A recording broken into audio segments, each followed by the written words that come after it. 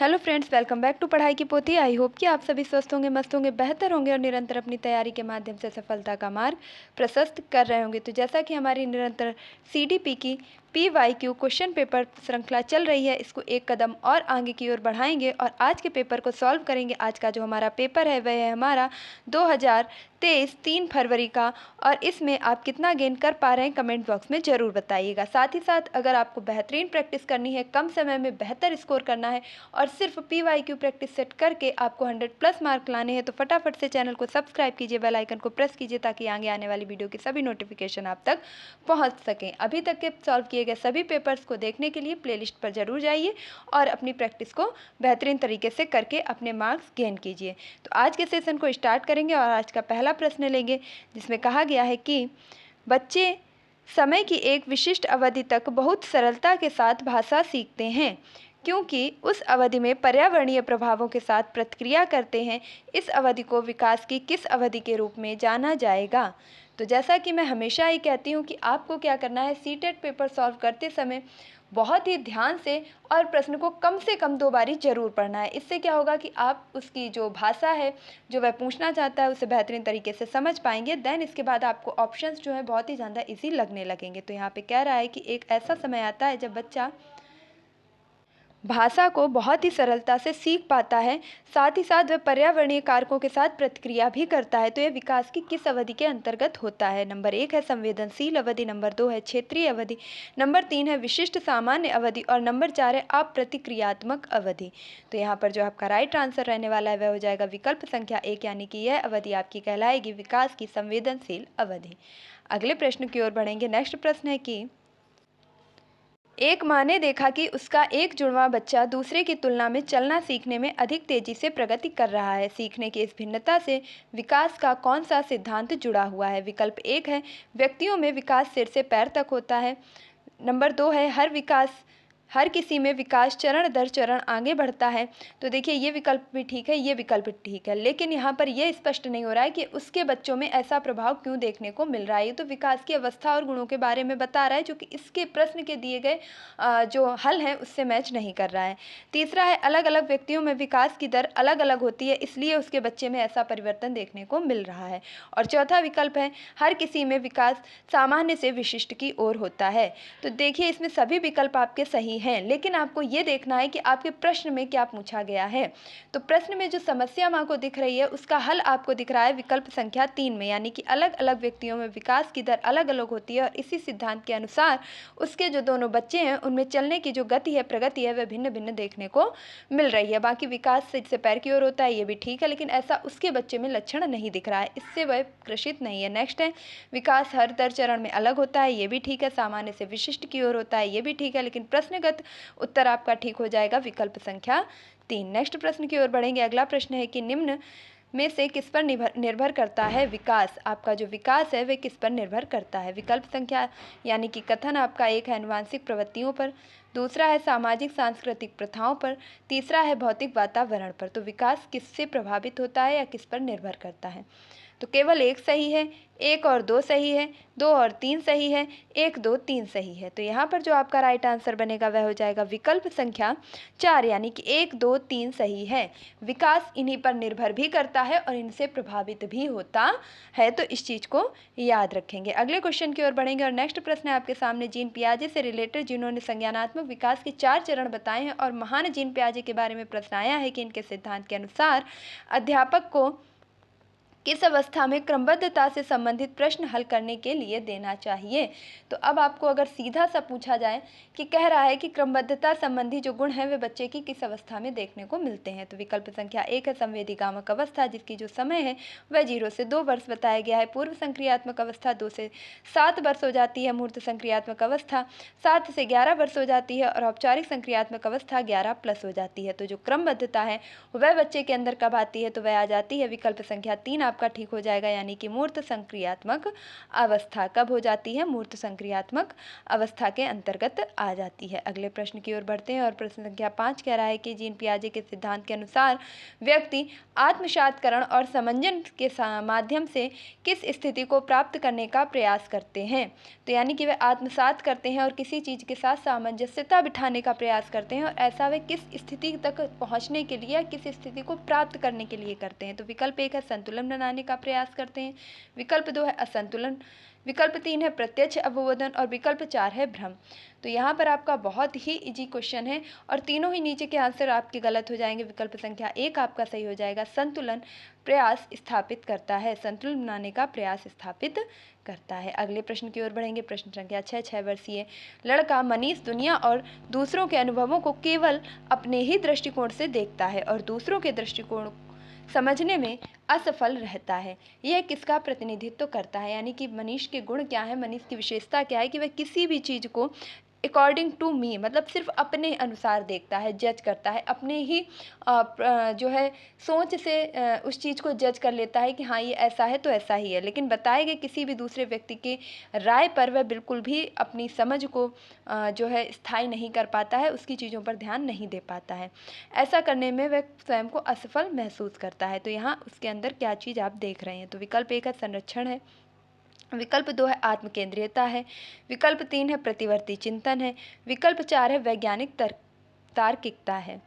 तो यहाँ पर जो राइट आंसर होगा वह हो जाएगा विकल्प संख्या 2, यानी कि आत्मकेंद्रियता।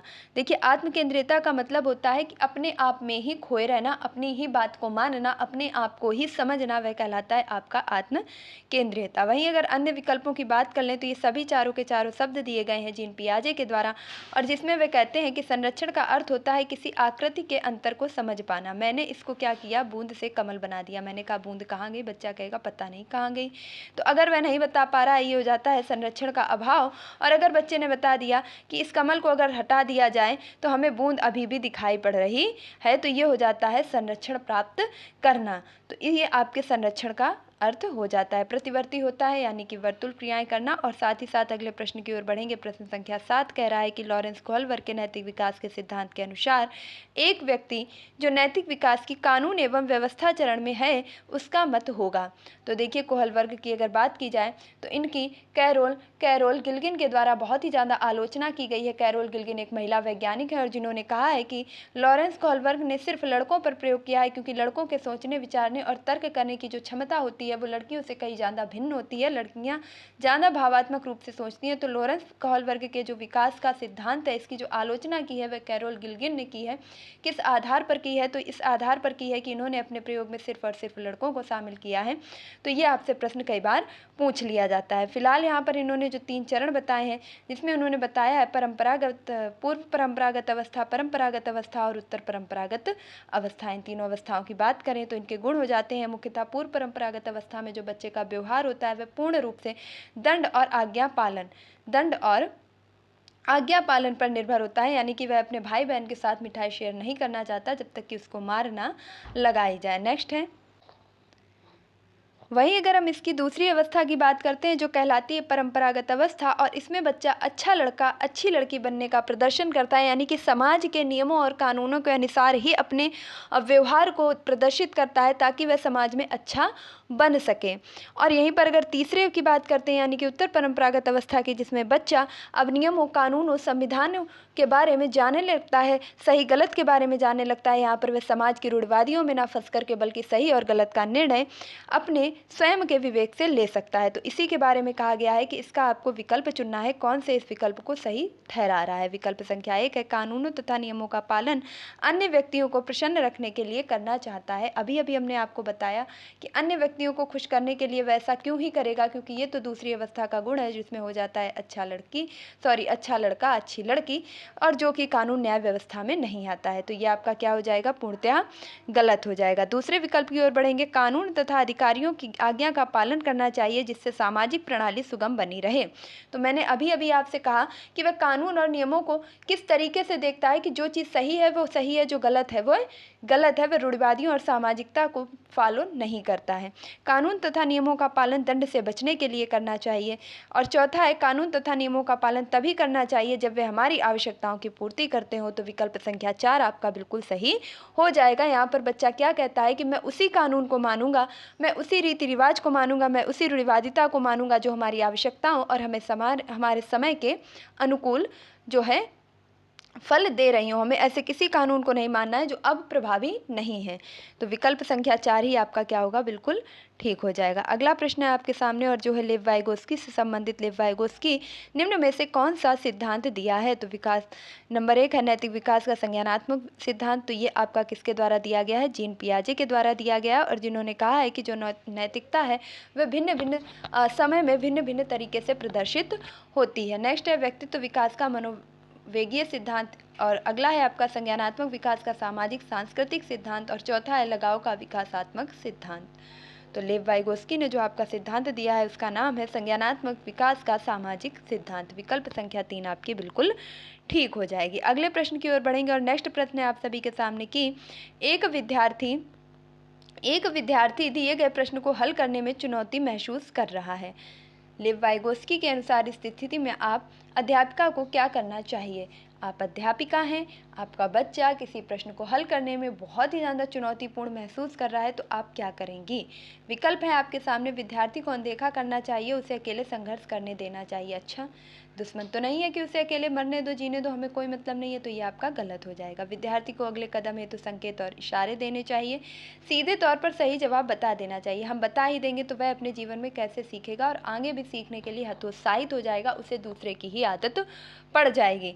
चौथा है सवाल को हल ना कर पाने के लिए विद्यार्थी को दंडित कर देंगे तो दोबारा प्रयास करने का वह साहस ही नहीं कर पाएगा। तो विकल्प संख्या 2 आपकी ठीक होगी कि उसे अगले कदम के लिए थोड़े से संकेत, थोड़े से इशारे, जितनी आवश्यकता है उतना उसे इशारा और मदद दे करके उसके हल तक पहुंचाना चाहिए। और इसे ही हम क्या कहते हैं, पाड़ या ढांचा भी कह सकते हैं। अगला प्रश्न है आपके सामने, प्रश्न संख्या 10 में कहा गया है कि एक प्रगतिशील कक्षा में विद्यार्थियों को किस ओर केंद्रित होना चाहिए? एक प्रगतिशील कक्षा है तो विद्यार्थी किस पर केंद्रित होंगे? तो विकल्प 1 है अपने सहपाठियों से इस पर प्रतिस्पर्धा की ओर। विकल्प 2 है जितना हो सके उतना कंठस्थीकरण करने के लिए। भैया कंठस्थीकरण, रटना, यंत्रवत तरीके से याद करना, ये सारी चीज़ें आपकी निगेटिव हैं, ऐसा बिल्कुल भी नहीं करना है। मूर्त पुरस्कार और ट्रॉफी जीतने की ओर। तो कुछ भी जीतने के लिए, दिखाने के लिए, बताने के लिए बाहरी अभिप्रेरणा जो है आपकी बिल्कुल नकारात्मक होती है, हमें आंतरिक रूप से अभिप्रेरणा देनी चाहिए। चौथा है सक्रिय भागीदारी द्वारा ज्ञान का सर्जन की ओर ही बच्चे का ध्यान केंद्रित होगा। और यही विकल्प आपका बिल्कुल ठीक हो जाएगा। पहला विकल्प आपका सही नहीं होगा क्योंकि हमें कोई भी गला काट प्रतियोगिता नहीं करनी है कि चाहे कुछ भी हो जाए, हमें तो सामने वाले का पेपर खराब करना ही है। बेहतर नहीं करना अपना, दूसरे का खराब करना है। भले ही उसके पेपर में मुझे अपनी इंक ही क्यों ना छिड़कनी पड़े, भले ही मुझे उसका पेपर खींच के फाड़ना क्यों ना पड़े, उसके पेन चुराने क्यों ना पड़े। तो इस प्रकार की एक गलत भावनात्मक और गला काट प्रतियोगिता को बढ़ावा नहीं देना। एक स्वस्थ प्रतियोगिता होनी चाहिए और उस प्रतियोगिता में प्रतिस्पर्धा जैसी भावना ना हो। और आपका चौथा विकल्प क्या होगा, बिल्कुल ठीक हो जाएगा, यानी कि बच्चे सक्रिय रूप से भागीदार होंगे और स्वयं ज्ञान का अर्जन सर्जन करने की ओर प्रेरित होंगे। अगला प्रश्न हावर्ड गार्डनर द्वारा प्रतिपादित बहुबुद्धियों में से निम्नलिखित में से कौन सी शामिल नहीं है? तो हावर्ड गार्डनर जिन्होंने बहुबुद्धि का सिद्धांत दिया है, जिन्होंने बताया है कि बुद्धि एक ही व्यक्ति में कई प्रकार की बुद्धियां पाई जाती हैं, लेकिन वही बुद्धि आगे निखरती है, वही बुद्धि चमकती है जिसको क्या मिलता है, अपना पर्यावरण मिलता है, वातावरण मिलता है, माहौल मिलता है, वही एक बुद्धि निखर करके आगे आती है। ऐसा नहीं है कि एक व्यक्ति में एक ही बुद्धि होती है। तो यहाँ पर इन्होंने कौन सी बुद्धि नहीं बताई है, तो भाषाई बुद्धि के बारे में ये बताते हैं, स्थानिक बुद्धि के बारे में भी इन्होंने बताया है, सांगीतिक बुद्धि के बारे में भी इन्होंने बताया, लेकिन भावात्मक जैसी बुद्धि के द्वारा बताई नहीं गई है। तो यहाँ पर विकल्प संख्या आपका हो जाएगा 2 सही। अगले प्रश्न की ओर बढ़ेंगे और नेक्स्ट प्रश्न है आपके सामने अभिकथन से संबंधित, जिसमें कहा गया है राष्ट्रीय शिक्षा नीति 2020 के अनुसार 5वीं तक के सभी बच्चों को उनकी मातृभाषा में शिक्षा दी जानी चाहिए। बिल्कुल सही है। नेक्स्ट है छोटे बच्चे अपनी मातृभाषा में सार्थक अवधारणाओं को तेजी से सीखते व समझते हैं। अब विकल्प आपको चुनने हैं, ए आर दोनों सही है, आर ए की सही व्याख्या करता है। दूसरा है ए आर दोनों सही है लेकिन आर ए की सही व्याख्या नहीं करता है। तीसरा है ए सही है लेकिन आर गलत है। चौथा है ए और आर दोनों गलत हैं। तो यहाँ पर जो आपका राइट आंसर होगा वह हो जाएगा आपका विकल्प संख्या आपकी सही हो जाएगी 1, यानी कि ए आर दोनों सही हैं और आर ए की सही व्याख्या करता है। हमें 1 से 5 तक बच्चों को मातृभाषा में ही शिक्षा देनी चाहिए, क्योंकि वह अपनी मातृभाषा में बताएगी किसी भी अवधारणा को सार्थक और कम समय में समझने में सक्षम होते हैं। अगले प्रश्न की ओर बढ़ेंगे और नेक्स्ट प्रश्न है प्रश्न संख्या 13 में कहा गया, एक अध्यापक को विद्यार्थियों में प्रचलित जेंडर रूढ़िवादी को किस प्रकार निपटाना चाहिए। भैया आप बताइए, बहुत ही ज़्यादा जेंडर रूढ़िवादिता फैली हुई है, उससे निपटने के लिए आप क्या संभव से संभव प्रयास करेंगे और दिए गए विकल्पों में से बताना है। तो विकल्प 1 है, विद्यार्थियों को जेंडर विशिष्ट भूमिकाओं को बढ़ावा देना चाहिए। हम बढ़ावा क्यों ही देंगे, अगर बढ़ावा देंगे तो ये रूढ़िवादिता खत्म कभी भी नहीं होगी। दूसरा है, वास्तविक जीवन से संबंधित ऐसे उदाहरण प्रस्तुत करने चाहिए जो रूढ़िवादों को चुनौती दें। बिल्कुल ऐसे उदाहरण लाइए जो रूढ़िवादिता को चुनौती देते हो या दिखाते हो कि रूढ़िवादिता किस प्रकार समाप्त हो सकती है और यह एक गलत अवधारणा है। तीसरा है, विद्यार्थियों के एक समान जेंडर आधारित समूह बनाने चाहिए। अच्छा, यानी कि लड़के लड़कों का समूह बनाइए, लड़की लड़कियों का समूह बनाइए, तो ये तो आप खुद ही जेंडर के प्रति जो है असमानता कर रहे हैं, तो ये विकल्प भी आपका गलत हो जाएगा। कक्षा में जेंडर आधारित मुद्दों पर बात नहीं करनी चाहिए, यानी कि समस्या जो है उस पर बात ही नहीं करते हैं तो उसका हल कहाँ से निकलेगा। तो ये तो और भी गंभीर समस्या है कि आप समस्या पर बात ही नहीं कर रहे हैं। तो यहाँ पर विकल्प संख्या 2 ही आपकी बिल्कुल ठीक हो जाएगी। आप उदाहरण के रूप में प्रस्तुत कर सकते हैं, एक महिला को जो कि ऑटो चालक है, उससे क्या होगा, बच्चों के अंदर ये भावना आएगी कि सिर्फ पुरुष ही नहीं बल्कि महिला भी ऑटो चलाती हैं। साथ ही साथ आप कक्षा में आमंत्रण दे सकते हैं एक शेफ़ को जो कि एक पुरुष हो। बच्चे सीखेंगे कि एक खाना बनाने का जो काम है वह सिर्फ माँ ही नहीं बल्कि पुरुष भी करते हैं। अगले प्रश्न की ओर बढ़ेंगे और नेक्स्ट प्रश्न है आपके सामने प्रश्न संख्या 14 में कहा गया, एक बहुसांस्कृतिक कक्षा में अध्यापक को क्या करना चाहिए, यानी कि विविधता पूर्ण आपकी कक्षा है, आप क्या करेंगे। विकल्प 1 है, केवल प्रबल समूह की सांस्कृतिक प्रथाओं को प्रधानता देनी चाहिए, यानी जिसकी प्रधानता ज़्यादा है, जिसकी बहुलता ज़्यादा है, जिस संस्कृति की, आप उसको ही प्रधानता देंगे। तो ये विकल्प आपका गलत हो जाएगा, क्योंकि आपको सभी को लेकर के चलना है, समाहित होकर चलना है, विविधता में एकता को दर्शाते हुए विकल्प को चुनना है।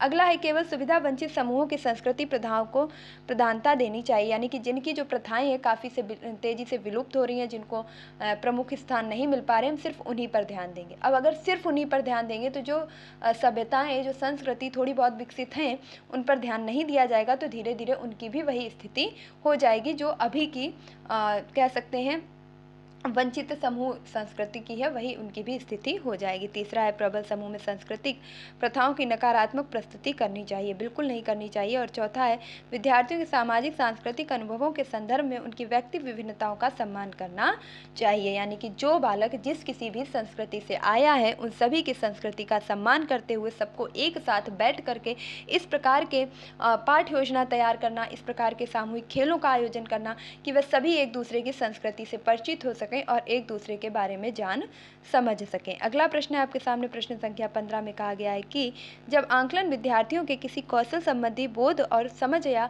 पाठ के अधिगम और शिक्षण प्रक्रिया के दौरान किया जाता है तब इसे क्या कहते हैं। सीधे से समझ लीजिए, आप जो भी आंकलन कर रहे हैं वो शिक्षण के दौरान कर रहे हैं, यानी शिक्षण क्या है, चल रहा है और उसी में आपका आंकलन भी हो रहा है, तो ये क्या कहलाएगा। विकल्प 1 है अधिगम के लिए आंकलन, विकल्प 2 है अधिगम का आंकलन, विकल्प 3 है असतत मूल्यांकन, विकल्प 4 है योगात्मक मूल्यांकन। तो यहाँ पर आपका राइट आंसर हो जाएगा विकल्प संख्या 1, यानी कि अधिगम के लिए मूल्यांकन, यानी कि अधिगम आपका अभी क्या है, चल रहा है, खत्म नहीं हुआ है जो हम अधिगम का आंकलन कर रहे हैं। जब आपका अधिगम खत्म हो जाता है तब आप जो आंकलन करते हैं, मूल्यांकन करते हैं, वह कहलाता है आपका अधिगम का आंकलन। और अधिगम के लिए आंकलन यानी आप या तो किसी चीज़ को सीखने के पहले कोई भी समस्या का हल निकाल रहे हैं और या तो सीखने के साथ साथ आंकलन चल रहा है, तो ये दोनों ही आपके अधिगम के लिए आंकलन आएंगे। अगले प्रश्न की ओर बढ़ेंगे और प्रश्न संख्या 16 में कहा गया है, सभी विद्यार्थियों को उनकी योग्यता में भिन्नता होने के बावजूद उनके संभाव्य गुणों की प्राप्ति के लिए अवसर प्रदान करना चाहिए, किस प्रकार की कक्षा का मुख्य उद्देश्य है। तो अभी हमने देखा कि कोई भी बच्चा किसी भी तरीके से भिन्न हो लेकिन हमें उनको साथ लेकर के चलना है, साथ में आगे बढ़ना है, तो ये किस प्रकार की कक्षा को दर्शाता है। विकल्प 1 है एकीकृत, विकल्प 2 है समावेशी, विकल्प 3 है विशेष और विकल्प 4 है अप्रगतिशील। तो यहाँ पर जो आपका राइट आंसर बनेगा वह हो जाएगा विकल्प संख्या 2, यानी कि समावेशी शिक्षा। समावेशी का अर्थ ही होता है समान रूप से सभी को शामिल करते हुए आगे बढ़ना। अगले प्रश्न की ओर बढ़ेंगे और नेक्स्ट प्रश्न है आपके सामने प्रश्न संख्या 17 में कहा गया है कि वंचित पृष्ठभूमि के बच्चों को संबोधित करने के लिए एक शिक्षक को चाहिए। ऐसे बच्चे जो थोड़ी वंचित पृष्ठभूमि से आते हैं, चाहे वह सांस्कृतिक रूप से पिछड़े हों या वह सामाजिक रूप से पिछड़े हों या वे शैक्षिक रूप से पिछड़े हों, तो मतलब पिछड़े का मतलब है थोड़े से वंचित समूह से आ रहे हैं, तो उनके लिए आप क्या करेंगे? विकल्प एक है, उन्हें ढेर सारा लिखित काम दे देंगे। क्यों ही दे देंगे भैया, लिखित काम में क्यों उनके ऊपर बोझ डालना। दूसरा है, उनके संदर्भ के बारे में जानने का प्रयास करें और उन्हें कक्षा चर्चा में शामिल करें। तीसरा है, उन्हें कक्षा में अलग से बिठाएं। अलग से बिठाएंगे तो हमारी समावेशी शिक्षा का जो उद्देश्य है, एनसीएफ 2005 का जो उद्देश्य है, वह कभी भी पूर्ण नहीं हो पाएगा। चौथा है, उन्हें अनदेखा करें क्योंकि वे अन्य छात्रों के साथ अंतःक्रिया नहीं कर सकते हैं। तो वे नहीं कर सकते हैं, इसीलिए वह आए हैं कि वे करने में सक्षम हो सकें। हमें उन्हें सक्षम ही बनाने का कार्य करना है। तो चौथा विकल्प भी आपका गलत हो जाएगा। तो विकल्प संख्या 2 आपकी बिल्कुल सही होगी कि वे किस प्रकार से अक्षम है, उनमें क्या क्या चीज़ें नहीं हैं, वे किस चीज़ में जो है खुद को जटिल महसूस कर रहे हैं, क्या समस्याएं हैं, उनके बारे में जानेंगे, समझेंगे और उसके बाद उनके साथ मिलकर के चर्चा करेंगे। अगले प्रश्न की ओर बढ़ेंगे। प्रश्न संख्या 18 में कहा गया है कि निम्नलिखित में से कौन सी अधिगम अशक्तता किसी व्यक्ति के संतुलन, शारीरिक निपुणता और हाथ आंख सामंजस्य की क्षमता को प्रभावित करती है। यानी कि आपकी जो असफलता है, अशक्तता है, वह किससे संबंधित है? तो शारीरिक निपुणता, संतुलन, हाथ पैर आंख का सामंजस्य बिठाना। शारीरिक रूप से जो अक्षम है, ये किस में आएगा? तो पठन वैफल्य आएगा, गुणज वैफल्य आएगा, भाषा वैफल्य आएगा, गति समन्वय वैफल्य आएगा। तो यहाँ पर जो राइट आंसर बनेगा वह हो जाएगा विकल्प संख्या 4, यानी कि गति समन्वय वैकल्य, क्योंकि वह किसी की भी गति में समन्वय नहीं बिठाल पा रहा है। चाहे वह शारीरिक निपुणता हो, हाथ पैर हो, आँख हो, उनमें सामंजस्य नहीं बिठाल पा रहा है। पढ़ना आपका लक्ष्य हो जाएगा, जो कि पठन विकार है। आपके अक्षरों को ना समझ पाना, ना पढ़ पाना। गुणज विकार में आपके डिसलेक्सिया हो जाएगा और भाषा में आपके डिसग्राफिया हो जाएगा। अगले प्रश्न की ओर बढ़ेंगे। नेक्स्ट है कि स्वालीनता यानी कि ऑटिज्म से जूझते विद्यार्थियों में पहचान किन विशिष्ट गुण होने की संभावना रहती है? एक बच्चा जो ऑटिज्म यानी कि स्वालीनता से जूझ रहा है, उसकी पहचान किन विशिष्ट गुणों से होने की संभावना रहती है? उसमें आप कौन से गुण देखेंगे? विकल्प एक है, संप्रेषण में कठिनाई होगी। बिल्कुल होगी, क्योंकि ऑटिज्म से ग्रसित बच्चा अपने आप को समाज में प्रदर्शित नहीं कर पाता है। दूसरा है, सभी के साथ अंतरक्रिया करने की इच्छा बिल्कुल भी नहीं होती है, क्योंकि वह अपने आप में खुद को बहुत ही ज़्यादा अंतर्मुखी समझता है और वह कभी भी अपनी बात को खुल करके नहीं बोल पाता है। तीसरा है, बुद्धि लब्धि का स्तर बहुत कम होगा। ऐसा भी सही नहीं है, क्योंकि ऑटिज्म में बच्चे कई बार बहुत अच्छा प्रदर्शन भी करते हैं। उनका सामाजिक झिझक होना किसी भी प्रकार से उनकी बुद्धि लब्धि को दर्शाता नहीं है। चौथा है, उच्च स्तरीय सामाजिक कौशल होगा। तो ये आपका गलत है, क्योंकि जो ऑटिज्म के शिकार बच्चे होते हैं वे अपनी बात को ना ही कह पाते, ना ही उनका संप्रेषण अच्छा होता है, ना ही वे सामाजिक रूप से कुशलता प्राप्त कर पाते हैं। लेकिन वे बुद्धि से पीछे होते हैं, ये बिल्कुल भी ठीक नहीं होगा, हमेशा के लिए याद रखिएगा। तो विकल्प संख्या 1 ही आपकी क्या होगी? बिल्कुल ठीक हो जाएगी कि संप्रेषण में उन्हें कठिनाई होगी, इसी से हम उनकी पहचान कर पाएंगे। प्रश्न संख्या 20 में कहा गया, निम्नलिखित में से कौन सी सृजनात्मकता विद्यार्थी की पहचान विशेषता नहीं है? यानी कि जो सृजनात्मक बच्चा है, क्रिएटिव बच्चा है, उसकी पहचान करने के लिए क्या विशेषता नहीं है? तो जिज्ञासा की प्रबल भावना होगी। तो देखिए, जो आपका क्रिएटिव बच्चा होगा वो हर चीज़ को जानने की कोशिश करेगा, कुछ नया करने की कोशिश करेगा, तो वह बहुत ही ज़्यादा जिज्ञासु होगा, ये उसका गुण है। नेक्स्ट है, अभिसारी सोच बिल्कुल नहीं होगी। उच्च स्तरीय समस्या समाधान कौशल बिल्कुल होते हैं, ये समस्याओं को विविध तरीके से हल करने का प्रयास करते हैं, नए नए विचार ढूंढते हैं, खोजते हैं, प्रयोग करते हैं, नवाचारी अनूठे विचार बिल्कुल होते हैं। जबकि अभिसारी चिंतन नहीं होता है, क्योंकि अभिसारी चिंतन आपका प्रतिभाशाली बच्चों में देखने को मिलता है, वहीं सृजनात्मक बच्चे आपके अपसारी चिंतन को करते हैं। अपसारी चिंतन का अर्थ होता है एक ही समस्या को कई प्रकार से हल करना और ऐसे प्रश्नों को उत्तर देना जिनके एक से अधिक उत्तर हों। जैसे मैं आपके सामने 2 प्रश्न रखती हूँ, राष्ट्रपति का नाम क्या है? आप कहेंगे द्रौपदी मुर्मू। प्रश्न आपका किस प्रकार का हो जाएगा? तो अभिसारी प्रकार का। वही मैंने आपसे पूछा कि यदि आपको एक दिन के लिए राष्ट्रपति बना दिया जाए तो आप क्या करेंगे? उत्तर आपके एक से अधिक होंगे, कई होंगे, अलग अलग होंगे, प्रत्येक बच्चे के अलग विचार होंगे। तो ये हो जाएगा आपका अपसारी प्रकार का चिंतन, जो कि सृजनात्मक बच्चों में देखने को मिलता है। अगले प्रश्न की ओर बढ़ेंगे और नेक्स्ट प्रश्न है कि राष्ट्रीय शिक्षा नीति 2020 सुझाती है कि शिक्षा, विकल्प एक है, पाठ्य पुस्तक की विषय वस्तु तक सीमित होनी चाहिए। बिल्कुल नहीं, यह विषय वस्तु तक या पाठ्य पुस्तक तक सीमित बिल्कुल नहीं होनी चाहिए, बल्कि इसे जीवन से जुड़ा होना चाहिए, वातावरण से संबंधित होनी चाहिए। दूसरा है, तथ्यों के कंठस्थीकरण पर बिल्कुल नहीं, कंठस्थीकरण, रटना, यंत्रवत तरीके से याद करना, ये सभी आपके RTE राष्ट्रीय शिक्षा नीति साथ ही साथ एनसीएफ सभी क्या बताते हैं, नकारात्मक बताते हैं। विद्यार्थियों के बीच प्रतिस्पर्धा बढ़ाने की तरफ उन्मुख होनी चाहिए। मैंने हमेशा कहा है कि गला काट प्रतियोगिता को जोर बिल्कुल भी नहीं देना चाहिए। तो विकल्प संख्या 4 सही हो जाएगी। समालोचनात्मक चिंतन के विकास पर केंद्रित होनी चाहिए। समालोचनात्मक का अर्थ है कि किसी भी समस्या के सकारात्मक और नकारात्मक दोनों पहलुओं पर ध्यान देते हुए यदि आप समस्या को हल करते हैं तो वह आपका समालोचनात्मक चिंतन कहलाता है। एक ही पक्ष को नहीं देखना है, दोनों पक्षों को देखना है, वह समालोचनात्मक होगा। नेक्स्ट है आपका प्रश्न संख्या 22, जिसमें कहा गया एक कक्षा में विद्यार्थियों के चयनित अधिगम शैलियों में व्यक्तिगत अंतरों को, यानी कि एक कक्षा में जो विद्यार्थी हैं वे अपने अपने अधिगम को करने के लिए जो शैलियां हैं उनमें अंतर करते हैं, अध्यापिका द्वारा किस प्रकार संबोधित किया जाना चाहिए। तो विकल्प एक है अध्यापन अधिगम प्रक्रिया में बाधा के रूप में, यानी कि अलग अलग बच्चे अलग अलग प्रक्रिया का प्रयोग कर रहे हैं, अलग अलग विधियां अपना रहे हैं, अपने अधिगम को कर रहे हैं, तो इसको हम अधिगम में बाधा के रूप में देखेंगे, ऐसा तो नहीं है। नेक्स्ट, नकारात्मक पुनर्वलन द्वारा मिटाना चाहिए, बिल्कुल भी नहीं। संज्ञानात्मक असामान्यता के परिणाम के रूप में देखना चाहिए। और नंबर 4 है उनकी मान्यता रखते हुए बाल केंद्रित शिक्षा शास्त्र को अपनाना चाहिए ताकि उनकी व्यक्तिगत जरूरतें पूरी हो सकें। और यही विकल्प आपका क्या होगा, पूरी तरीके से सही हो जाएगा। बाकी तीनों विकल्प आपके गलत दिए गए हैं। प्रश्न संख्या 23 की ओर बढ़ेंगे और अगला प्रश्न कह रहा है एक प्रगतिशील कक्षा अध्यापकों को यक्ष रूप में तथा शिक्षार्थियों को बाई रूप में अपेक्षित करती है। एक प्रगतिशील कक्षा में अध्यापक को किस रूप में देखेंगे और बच्चे को। तो विकल्प है आपका अध्यापक ज्ञान का प्रदाता और बच्चे ज्ञान का निष्क्रिय ग्रहण करता है, बिल्कुल नहीं। बच्चे सक्रिय होंगे, एक्टिव होंगे, क्रियाशील होंगे, तभी बच्चे सीख पाएंगे। नेक्स्ट है जानकारी का प्रभुत्वधारी शिक्षक होगा और जो बच्चे होंगे वे अधीनस्थ प्रतिभागी होंगे, ये भी गलत हो जाएगा। सुसाधक होगा शिक्षक और ज्ञान के सृजन में सक्रिय भागीदारी आपके बच्चे निभा रहे होंगे, तभी एक प्रगतिशील कक्षा का उदाहरण स्पष्ट हो पाएगा। तानाशाह शिक्षक और आज्ञाधीन जीव, ये भी आपका गलत हो जाएगा।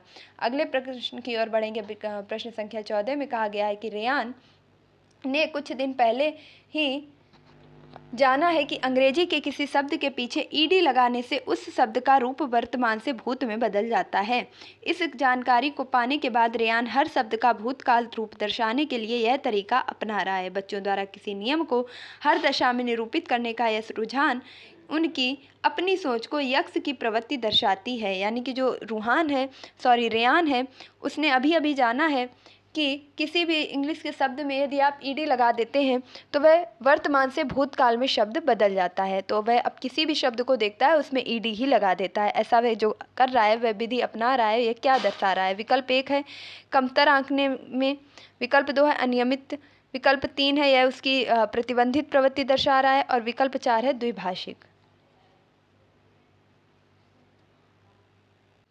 तो यहाँ पर राइट आंसर हो जाएगा विकल्प संख्या 2, यानी कि अति नियमित। उसने जो भी नियम सीख लिया है उस नियम की क्या कर रहा है, अति कर रहा है, मतलब हर जगह ईडी ईडी ईडी जोड़ रहा है। इस तरीके से आप याद रख पाएंगे कि किसी चीज़ का अत्यधिक प्रयोग करना वह सही है या गलत है ये नहीं पता है, लेकिन उसने एक नियम जो सीख लिया उसी को हर किसी में लगाते चला जा रहा है, तो ये क्या कर रहा है, अति नियमित कर रहा है। विकल्प संख्या 2 आपकी ठीक हो जाएगी। अगले प्रश्न की ओर बढ़ेंगे और नेक्स्ट प्रश्न है ब्रेन स्टॉर्मिंग यानी कि विचार वेश को एक तकनीक के रूप में बच्चों में एक्स विकसित करने के लिए इस्तेमाल किया जाता है। तो जो ब्रेन स्टॉर्मिंग बच्चों में कराई जाती है उसका तात्पर्य क्या है, वह क्यों कराई जाती है। तो विकल्प 1 है विचारी सोच के लिए, विकल्प 2 है प्रकार्यात्मक स्थिरता के लिए, विकल्प 3 है अपसारी सोच के लिए, विकल्प 4 है अनुक्रिया समुच्चय के लिए इसका इस्तेमाल किया जाता है। तो यहाँ पर जो राइट आंसर होगा वह हो जाएगा विकल्प संख्या 4, यानी कि अपसारी सोच। ब्रेन स्टॉर्मिंग विचार वेश का अर्थ ही होता है कि हम किसी समस्या को अलग अलग तरीके से किस प्रकार सॉल्व कर सकते हैं, ये आप अपने विचार में बताइए। तो हम अपने जब विचार बताएंगे उससे हमारे जो विचार हैं उनसे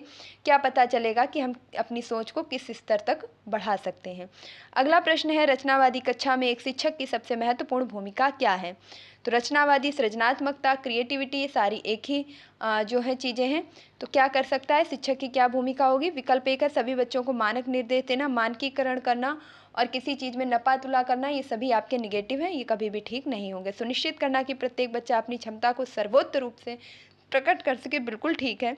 तीसरा है सभी बच्चों को समान गति से आगे बढ़ने की अपेक्षा। भैया सभी बच्चे समान गति से आगे नहीं बढ़ सकते हैं, क्योंकि सभी जो बच्चे होते हैं उनकी जो विकास की दर होती है वह प्रत्येक बच्चे से भिन्न होती है, इसीलिए सभी बच्चे एक समान गति कभी भी नहीं कर सकते हैं।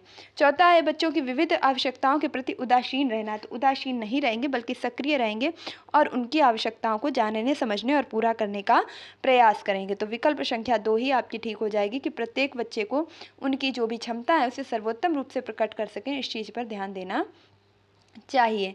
प्रश्न संख्या 27 में कहा गया है निम्नलिखित में से कौन सा समस्या समाधान की पद्धति का पहला चरण है। आपके सामने समस्या आती है तो आप सबसे पहले क्या करेंगे, आप खुद से ही उत्तर ढूंढने का प्रयत्न करें। विकल्प 1 है समस्या को परिभाषित करने लग जाएंगे। विकल्प 2 है समस्या की पहचान करेंगे। विकल्प 3 है प्रासंगिक जानकारी की खोज करेंगे। विकल्प 4 है परिकल्पना का निरूपण करेंगे। तो देखिए यहाँ पर जो राइट आंसर होगा वह हो जाएगा आपका विकल्प संख्या 2, यानी कि समस्या की पहचान करेंगे। तो आपके सामने यदि कोई समस्या आती है तो आप तुरंत ही उस समस्या को परिभाषित नहीं करने लग जाएंगे कि देखो ये समस्या है, ये है, ऐसा नहीं। हम सबसे पहले तो ढूंढेंगे कि समस्या है क्या, समस्या की पहचान करेंगे, समस्या किस चीज़ से संबंधित है, तब हम उसके आगे चल करके जानकारी इकट्ठी करेंगे, उसके हल इकट्ठे करने का प्रयास करेंगे। तो विकल्प 2 ही आपका बिल्कुल ठीक हो जाएगा। प्रश्न संख्या 28 की ओर बढ़ेंगे। प्राथमिक विद्यालय में छात्रों को प्रेरित करने के लिए शिक्षक को क्या रणनीति अपनानी चाहिए। प्राथमिक विद्यालय में आप बच्चों को प्रेरित करना चाहते हैं, मैं हमेशा कहती हूँ कि आपको आंतरिक रूप से प्रेरणा देनी है, बाह्य रूप से प्रेरणा नहीं देनी है। किसी भी पुरस्कार, ट्रॉफी या किसी भी चीज़ के डर, भय इत्यादि के द्वारा उसे बाहरी रूप से अभिप्रेरित नहीं करना है। विकल्प 1 है व्यक्तिगत छात्रों के बीच अंकों के लिए प्रतिस्पर्धा को प्रोत्साहित करना। गला काट प्रतियोगिता निगेटिव काट दीजिए। दूसरा है प्रत्येक गतिविधि के लिए प्रेरक कारकों के रूप में प्रोत्साहन, पुरस्कार, दंड का उपयोग करना। बाहरी अप्रेरणा है, काट दीजिए। तीसरा है पूरी कक्षा के लिए मानक लक्ष्य निर्धारित करना और लक्ष्यों की उपलब्धि का आंकलन करने के लिए कठोर मानदंड रखना। मानकीकरण करना, मानक निर्धारित करना, मापन करना, ये सभी क्या है आपके गलत हो जाएंगे। बच्चों को उनकी रुचि के अनुसार लक्ष्य निर्धारित करने में मदद करें और उसी दिशा में काम करने में उनका समर्थन करें। बच्चे जो चाहते हैं वह वही करें और उनका उस कार्य को करने में आपको मदद करनी है, साथ ही साथ उनका समर्थन भी करना है। तो विकल्प संख्या 4 आपका बिल्कुल सही हो जाएगा। अगले प्रश्न की ओर बढ़ेंगे और प्रश्न संख्या 29 में कहा गया है कि संज्ञानात्मक विकास के साथ विद्यार्थियों की भावनात्मक खुशहाली सुनिश्चित करनी चाहिए। बिल्कुल ठीक है। कारण क्या है, क्यों करनी चाहिए। किसी समस्या प्रश्न को हल करते समय विचारों का मौखिकीकरण समस्या समाधान कौशल में बाधा डालता है। तो ऐसा तो नहीं है कि हम किसी समस्या को मौखिकीकरण कर रहे हैं तो हमारे समस्या समाधान कौशल में बाधा पड़ जाएगी, बल्कि विचार विमर्श करने से क्या होगा कि समस्या के नए नए हल निकल करके सामने आएंगे। तो यहाँ पर आपके विकल्प दिए गए हैं कि ए आर दोनों सही है, आर ए की सही व्याख्या करता है, तो ये तो आपका गलत ही हो जाएगा। ए आर दोनों सही है लेकिन आर ए की सही व्याख्या नहीं करता है। तीसरा है ए सही है लेकिन आर गलत है। चौथा है ए आर दोनों गलत हैं। तो यहाँ पर जो आपका राइट आंसर बनेगा वह हो जाएगा कि किसी समस्या प्रश्न को हल करते समय विचारों का मौखिकीकरण समस्या समाधान कौशल में बाधा डालता है। तो यहाँ पर आपका ए सही होगा लेकिन आर क्या होगा, पूरी तरीके से गलत हो जाएगा। विकल्प संख्या 3 ही आपकी ठीक होगी। अगले प्रश्न की ओर बढ़ेंगे और आज का हमारा जो लास्ट प्रश्न है वह है कि निम्नलिखित में से कौन सा अधिगम की प्रक्रिया में सकारात्मक रूप से योगदान नहीं देता है, यानी कि अधिगम की प्रक्रिया में सकारात्मक पक्ष कौन सा नहीं होगा। विकल्प 1 है कुपोषण, तो ये तो बिल्कुल भी नहीं होगा। अगर आप अधिगम कर रहे हैं तो कुपोषण से ग्रसित बच्चा सही रूप से अधिगम नहीं कर पाएगा। नेक्स्ट है समकक्षियों के साथ सहयोग बिल्कुल होना चाहिए, इससे अधिगम और भी ज़्यादा बेहतर होगा। विकल्प 3 है अपसारी चिंतन, बिल्कुल एक से अधिक जवाब होंगे तो हम समस्या को बेहतर तरीके से हल कर पाएंगे। और नंबर 4 है चर्चाएं विचार गोष्ठियाँ आयोजित करने से समस्या काफ़ी अच्छी तरीके से हल हो जाएगी और हम उसके बारे में बेहतरीन सोच भी प्रदर्शित कर पाएंगे। तो यहाँ पर आपका विकल्प 1 ही बिल्कुल ठीक हो जाएगा। तो आज के ही हमारे 30 क्वेश्चन कंप्लीट होते हैं। तो आप फटाफट से कमेंट बॉक्स में बता दीजिए कि आपका आज का स्कोर कितना रहा है। जो लगातार प्रैक्टिस सेशन से जुड़े हैं और आज तक के उन्होंने जितने भी प्रैक्टिस सेशन सॉल्व किए हैं, यकीन मानिए अगर आपने प्लेलिस्ट को नहीं देखा है तो अभी भी जा कर के देख लीजिए। ये आज का क्वेश्चन पेपर मैं मान के चलती हूँ आपके 28 से 29 मार्क्स तो आसानी से आ ही जाने चाहिए, और उसमें भी बहुत से बच्चे ऐसे होंगे जिनके 30 में 30 मार्क्स आएंगे, क्योंकि अभी तक यहाँ पर इतनी बेहतरीन तरीके से एक्सप्लेनेशन चल रहा है और लगातार 8 आपकी जो क्लासेस हैं वे कंप्लीट हो चुकी हैं।